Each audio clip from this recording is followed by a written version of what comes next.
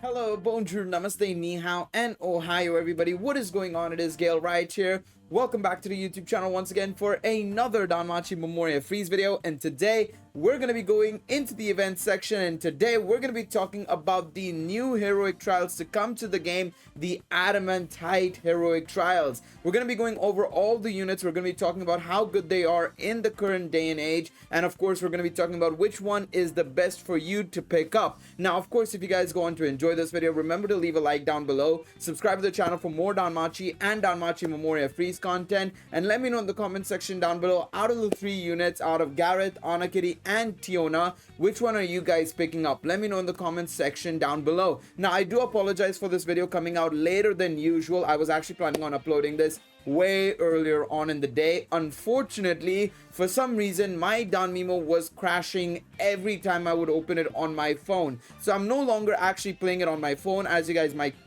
be able to tell with the cursor and everything. I'm actually playing on an emulator right now. I'm playing on BlueStacks. I had to transfer over my account to my BlueStacks emulator, and I'm waiting for an email back from WFS, waiting to see if they have anything to say in terms of the problems with the phone app, and see if I have to reinstall it on my phone or do whatever I must in order to fix it, basically. So apologies for that. Apologies that this video has taken so long in coming up on the channel, but yeah, we're here nonetheless. We're here to discuss the heroic trials and ADAMANTITE banner, which is of course something we were expecting to get after we got the previous one with like Raul, Tione, and I think it was Eyes, right?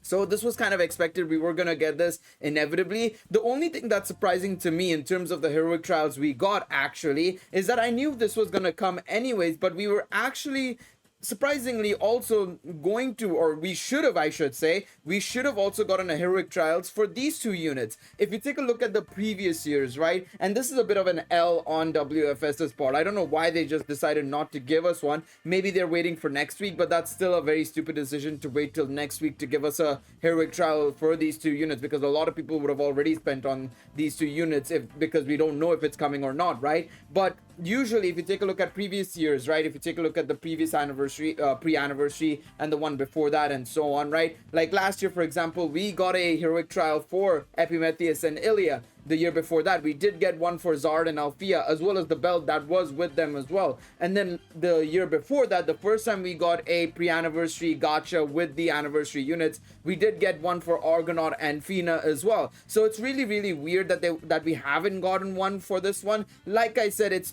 possible, I'm not saying it's going to happen, it's possible that we might get an announcement for it in this upcoming week, but I think that would be very stupid for them to have waited for like a week to give us the information for the fact that, oh yeah, we're giving a heroic trials for these two units. I think it's kind of dumb, and I don't think it's smart at all from their part. It's kind of shady is the best way to put it, I suppose. It's very much them being like, okay, we'll take your money and then we'll give you the free copy of the unit, right? I don't really like that. I'm not the biggest fan of that, but who knows? They might not even do it at all, which I don't know what's worse, them waiting to give us the heroic trials or them just saying we're not gonna give you one at all. I don't know what's worse. You guys can let me know in the comment section down below. Anyways, we have this heroic trials to talk about. Let's go over all three of these units. So we have Noble Heart, Anakiri, Elgarm Roar, Gareth, and Turbulent Rage, Tiona. So let's go and check out the album and let's see what these units are capable of doing. Now, off my memory, I think Anakiri is the best unit out of these out of this set, to be honest. I remember way back when Anakiri was the best even at that time as well, especially because she was a water unit, and this was right before the 5th anniversary, and the water team was still a really good team, you know, with the likes of Belle and Aisha from the 4th anniversary. Anakiri was a good option. So let's take a look at them first and foremost. So we'll see who we get first and foremost along the way, and we'll go and check it out. So Tiona, of course, is the assist for this banner. So yeah, okay, we can see Gareth here. Let's check Gareth first and foremost. So Elgarm Roar, Gareth is a physical attack type thunder unit. Of course, you can see the stats right here. Very much dexterity focused STR. Most likely, I think this was a single target unit. Let's have a look and see. No, AoE. Okay. I put my hands up. I put my hands up and say I was wrong there. Okay, I thought he was a single target unit based on the stats, because usually whenever character has higher dexterity than agility, you would think that they are meant for record buster, because of course higher critical rate, penetration rate, god rate, so on and so forth. So that's what you get from obviously having higher dexterity, and that's more so for record buster, whereas agility is dependent on speed and all that jazz, so you put that focus on war games, right? So either way, special arts violent destruction, foes ultra thunder physical attack with temporary great strength boost and ultra critical rate, and P-res and M-res minus 50%, and damage received AoE attacks 40% for 2 turns. Really solid additional effects, I must admit. Really solid additional effects. Of course, like I said, for even the Fianna and Finn, the temporary great strength boost doesn't lend into itself for content like Record Buster and of course other PvE contents like 7th Zone and such. But what he does have is a really good supporting ability with his additional effects. P-res and M-res minus 50% is excellent. It is honestly really solid, especially if you're running a hybrid team, right, with both physical and magic units, right? You're going to be lending yourself a lot of support ability through this unit. Furthermore, also AoE damage increased by 40%, while it's a common thing nowadays, right? A lot of units have that in their main skills, like you take a look at, for example, Sword Oratoria 13 Lafia, right? She gives 40% damage received by AoE attacks already on her first skill. That it's kind of outdated a little bit, but it's still a solid additional ability, right? Especially if you're chucking him on a team that doesn't have that Sword Oratoria 13 Lafia or anybody else that is capable of giving this much damage increase already from AoE attack. So very solid second half of this special arts. Good supporting unit, I would say, in that situation. Roaring Spirit is a foe's high thunder physical attack with temporary strength boost and damage received attack type all targets plus 35%, and self STR dexterity and thunder attack damage plus 60% for 3 turns. Again, not too shabby. This is a really solid first skill as well. Nothing to write home about. I mean, I don't know what else to add on top of this. He's solid here. There's nothing too crazy, so we'll move on. Crushing Destruction, foes slow super thunder physical attack damage plus 60% per each target skill effect that increases damage received AoE attacks with ultra penetration rate, and STR magic P-res and M-res buff and damage reduction attack type all targets minus 3 turns. Interesting. So he's very much a stall breaker sort of unit, effectively, right? Because of course he's removing the P-res and M-res, or not removing it, but he's reducing it by 3 turns, and he's also introducing the damage reduction. He's removing the damage reduction attack type all targets by 3 turns as well. The only issue is, right, a lot of units nowadays have 6 turns, 7 turns off that ability, so it ends up becoming a situation of like, yeah, you're removing it by 3 turns, but they'll still have like a couple of turns left over when you get this skill off. So that's a bit of an issue. Not only that, you also are dealing with the fact that this is a slow attack, so this is gonna go last no matter what. As such, I don't know if this is a great ability, to be honest. Maybe back then it was great because of the time we were in, but now you come into this day and age where, you know, units have like 6 turns of damage reduction or P-res, M-res and stuff like that, and it's like, well, I mean, it's not really that valuable, right? It's not really that valuable. All right, Quaking Strike, single target super thunder physical attack with temporary great strength boost and ultra on guard rate. Very basic. This is not really that insane, to be honest. We'll ignore that. These are the passives, by the way, if you guys want to check him out. Not too shabby. I mean, he's one of oh yeah, I forgot, he's one of the units that actually has this, where he gets an STR boost if you give him a certain equip specifically here. So with the large sword, he gets 30% strength, so kind of cool there, I suppose. Kind of cool there. But yes, not a bad unit, but kind of dated. I wouldn't probably say he's the first choice for this selection, to be honest. All right, so let's take a look at Anna Kitty next. So we'll have to scroll down quite a bit here, and there she is. So Anna Kitty is a water physical attack type unit. Like I said, she worked pretty darn well with the likes of Belle and Aisha way back when, of course, when they were still predominant in war games, and you can see for good reason, to be honest. Her stat spread is really solid: 2100 STR, 800 dexterity, 1200 agility nearly, which is really solid. So let's take a look at her skills now. So special art is Dual Soul Burst, which is an AoE ultra water physical attack with temporary great strength boost and ultra on guard rate, and allies STR and water attack damage plus 80% for 3 turns. Of course, back then this was not bad at all. I mean, giving the support ability to STR and water attack damage was pretty darn good. Obviously, we've kind of grown away from that Very much so, because you see units like, for example, the dark magic eyes we got as part of Overture of the Sword and Spear. Struggle to say that name and the name of the event, but the eyes from SO Volume 10, right? She gives dark attack damage 90% and magic 120%, which is a huge boost over this ability, right? But back then, of course, this was still a pretty solid ability, and especially when you placed her with the right units, it would work extremely well, right? But of course, that wasn't the reason why she was so good. Let's take a look at her first combat skill, Dual Sword Dance. Foes P-Res minus 40% and self damage received attack type all targets minus 60% for 5 turns. So she's kind of where the 5 turns also was around. Basically, now it's gone up to 6 turns, right?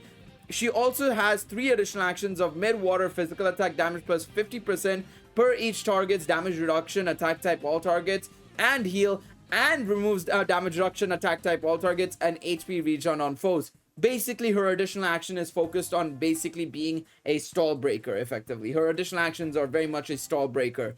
Pale Stream is a foe's fast high water physical attack with high penetration rate and 30% chance to seal, and self STR and water attack damage plus 70% and 60% HP regen for 2 turns. Really solid ability. I mean, the main reason why she was so good, like I said, is she would basically be able to counter stall, and along with that, she would also inflict, you know, the P-res decrease and everything. It was really, really solid. It was a fast buff as well, or debuff, I should say, in this situation. And then her second skill was also a fast ability. The only thing she really missed out on, and I think that's what hurt her over the long run, was the lack of an agility buff in her kit, I think. So that's something to take note of as well. Celerity / her third skill is a single target high water physical attack damage plus 25% per each target's STR and magic reduction skill with high on guard rate. Not too shabby, nothing too crazy though, nothing too crazy. So let's take a look now at Tiona, if we can move over to this. I've realized that BlueStacks unfortunately can be a little laggy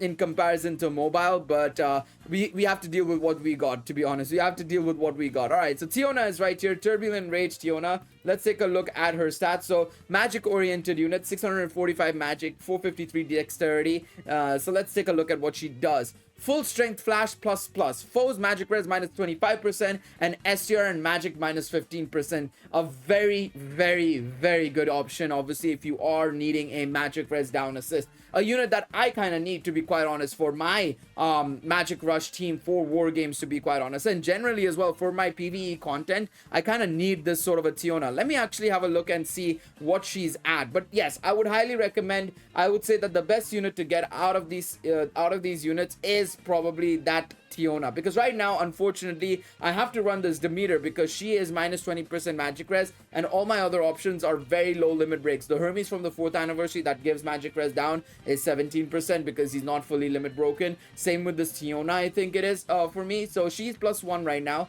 How much do I need to get her up? How many bonds do I have for her? None. Okay, so this will get her up to +2, which is still good because she is a non-time limited unit. So if I do get more copies of her in the future, there is a possibility that I could use obviously, you know, a prism bond, sorry, not a star bond, a prism bond to get her to MLB. So that would be very, very nice. So personally, I think I'm gonna have to go for that Tiona. That Tiona is such a great option for me in the long run. I do like that Ana Kitty though. I would say if I had to choose between, you know, if I had to rank all 3 units, I would probably say you should go for Tiona, then Ana Kitty, and then Gareth. I would say it's a very clear-cut option though. I think you should be going for Tiona, especially if you are a magic user.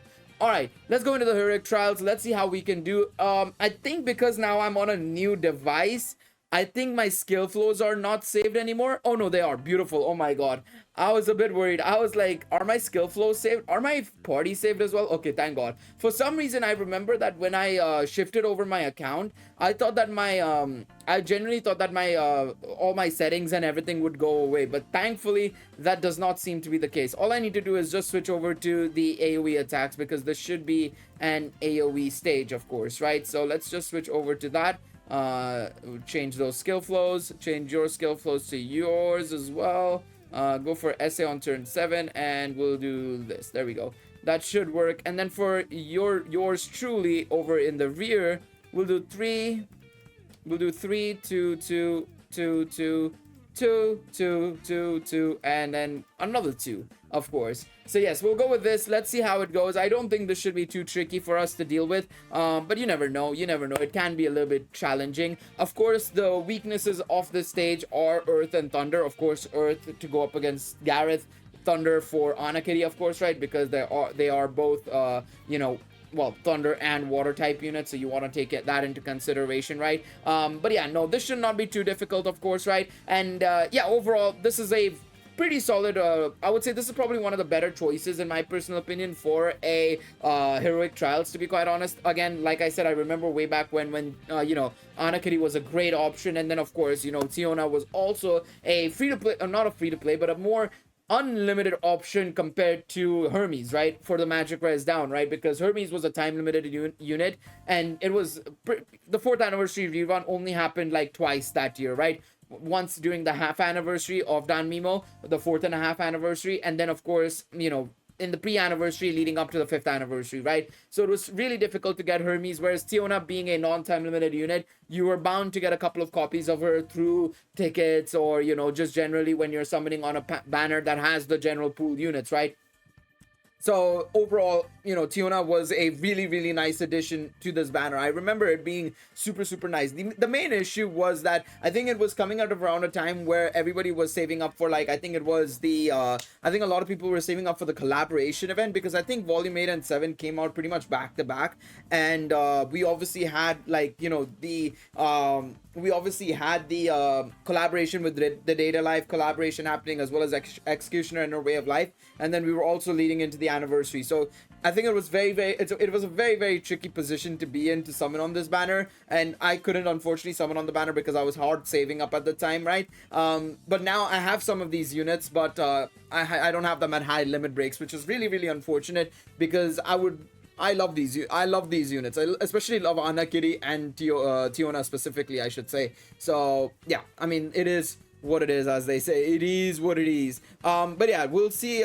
We've cleared the EX stage. Very hard and normal and hard should not be a difficulty whatsoever. This should not be a difficulty at all. The only unfortunate thing is that obviously Anakiri does inflict slow, so if you guys want to avoid that, if you're struggling with that, remember to take Glorious Anklets that have slow res on them. That should help you out tremendously if you are struggling with the slow, of course, right? But I just treat it like Record Buster. I would say just treat it like Record Buster. It shouldn't be that challenging, and in fact I would say that this is probably a much easier heroic trials than the previous ones, I feel, because EX I managed to clear within 7 turns, and even then I think Bell just needed to do one special arts and he brought all of them down basically to 0 HP. So I think that this is a much easier heroic trials, it seems like, for sure, right? And remember, you can use your quest skip tickets if you want to on this stage, right? Would I recommend it? Probably not. I would save your quest skip tickets for the anniversary event, of course, right? When we do get Sword Oratoria 12, I would highly recommend saving up for that. So yeah, I think it'll be much better for you to save up your quest skip tickets for that, because you can just start farming a lot immediately, right? It makes a lot more sense for you to save up your skip tickets for that. What you can do is use your daily skip tickets. You get 5 each day. You can use your 5 daily skip tickets, but your extra orange skip tickets, I would probably say don't use those on this event. You can pretty much just do your 5 daily skip tickets and get a lot of rewards. Frankly speaking, I don't think you have to go too crazy with that. All right, let's do the normal stage and finish it up. Now, the reason some of you guys might be wondering, Gail, why am I doing all difficulties? What's the reward in doing all the difficulties? Well, one, you get the reward in the box you can see on the right hand side, right? Like, I'll get Hero Falna for doing this stage. I got Hero Light for doing EX, right? You get those rewards, so it's always nice to do that. But also, for clearing each stage, you do get 4 Iris if you do get an S clear, and you can clear it with all 3 missions completed and everything, right? So it is worth it. It is worth it because it's 16 Iris, but it's 16 Iris to the count, so it makes a lot of sense for you to be able to do all these difficulties. It's the same with even the 7 zone stages and any other event or story you do. It's good to do all the difficulties if possible. But there you guys go. Hopefully you guys enjoyed this video. Like I said, personally, I think I'm gonna go for the Tiona later on in the week when I'm done finishing farming the heroic trials. Let me know what you guys are going for in the comment section down below. I'm curious to see if you guys are picking up Anakiri, Gareth, or Tiona. If you guys enjoyed this video, remember to leave a like down below, subscribe to the channel, and I will see you guys in the next one. Take it easy, everybody. Bye-bye.